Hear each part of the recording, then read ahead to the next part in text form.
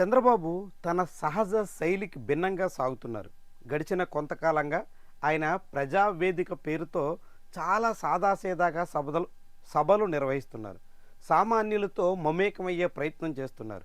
గ్రామ సభల మాదిరిగా ఎక్కడికి వెళితే అక్కడ చిన్నపాటి సభలకే ఆయన ప్రాధాన్యత ఇస్తున్నారు. కానీ ఇప్పుడు అవే ఆయనకి పెద్ద సమస్యగా మారే అవకాశం కనిపిస్తుంది. ఇప్పటికే రాష్ట్రంలో వివిధ సమస్యల మీద విపక్షం ప్రశ్నించడం మొదలైంది. ప్రభుత్వాన్ని ఇరుకుని పెట్టే ప్రయత్నం చేస్తుంది. కొన్ని కార్యక్రమాల్లో ఆందోళనలతో నిరసన ఉద్యమాలకి శ్రీకారం చుడుతోంది.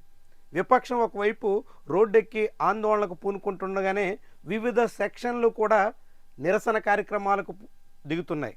ఇప్పటికే విద్యార్థులు ఆందోళన బాట పట్టారు, రైతులు నిరసన వ్యక్తం చేస్తున్నారు, ఉపాధ్యాయులు రణబేరి మోగించారు, ఉద్యోగులు సమ్మె పిలుపునిస్తున్నారు.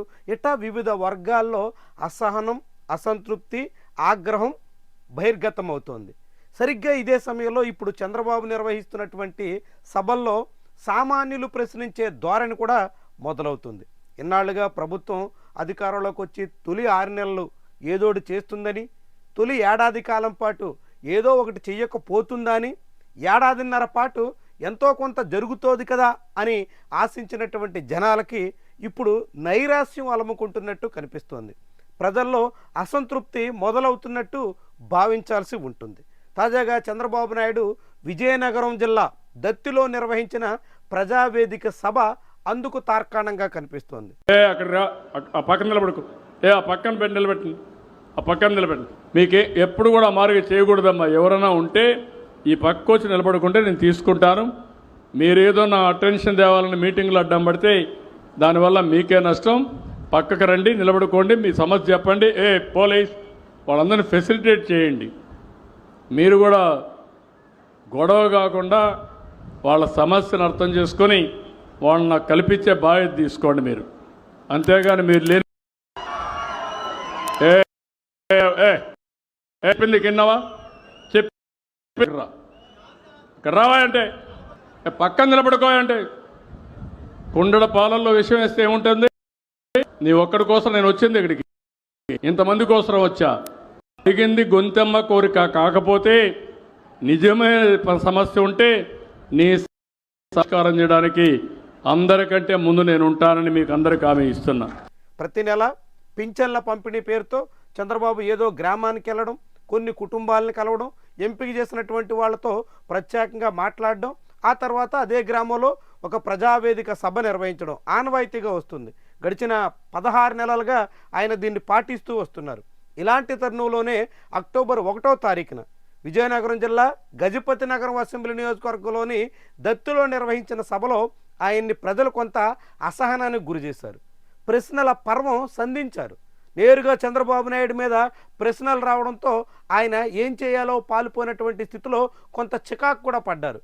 ప్రజల నుంచి ఇలాంటి ప్రశ్నలు ఊహించని ఆయన కొంత ఇబ్బంది కూడా పడ్డట్టుగా కనిపిస్తుంది. అంటే భవిష్యత్తులో చంద్రబాబు ఈ రీతిలో ప్రజలతో సాదాసీదా సభలు నిర్వహించి సామాన్యులతో మమేకమవుతున్నాను అని చెప్పుకునే ప్రయత్నంలో కొంత జనాల నుంచి వ్యతిరేకత ఎదుర్కోక తప్పదా అనే అనుమానం బలపడుతోంది.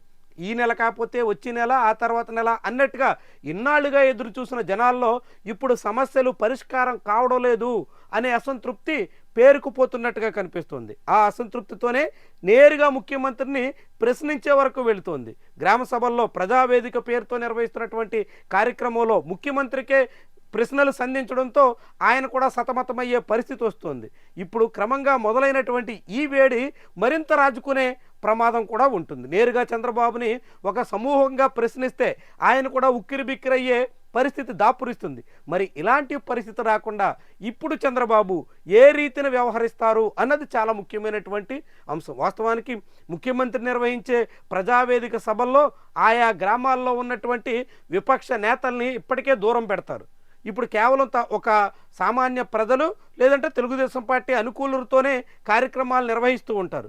అలాంటి సమయంలోనే ప్రశ్నలు వస్తుంటే ఇక భవిష్యత్తులో సభకు వచ్చేటువంటి వాళ్ళని ముందే చెక్ చేస్తారా, ఎవరెవరు రావాలనేది వడపోస్తారా, ఏ రీతిన సభలు నిర్వహిస్తారు, లేకుంటే ఇలాంటి ప్రశ్నలు మరింతగా పెరిగితే ఇక గ్రామ సభలు ప్రజావేదిక కార్యక్రమాల నిర్వహణనే మానుకుంటారా, ఇలాంటి సందేహాలు కూడా అలముకుంటున్నాయి. దత్తులో వచ్చినటువంటి ప్రశ్నలు, ఆ సందర్భంగా చంద్రబాబు ఎదుర్కొన్నటువంటి ఇబ్బందులు ఇవన్నీ గమనిస్తే చంద్రబాబు మీద ప్రశ్నల పరంపర పెరగడం అనివార్యంగా కనిపిస్తోంది.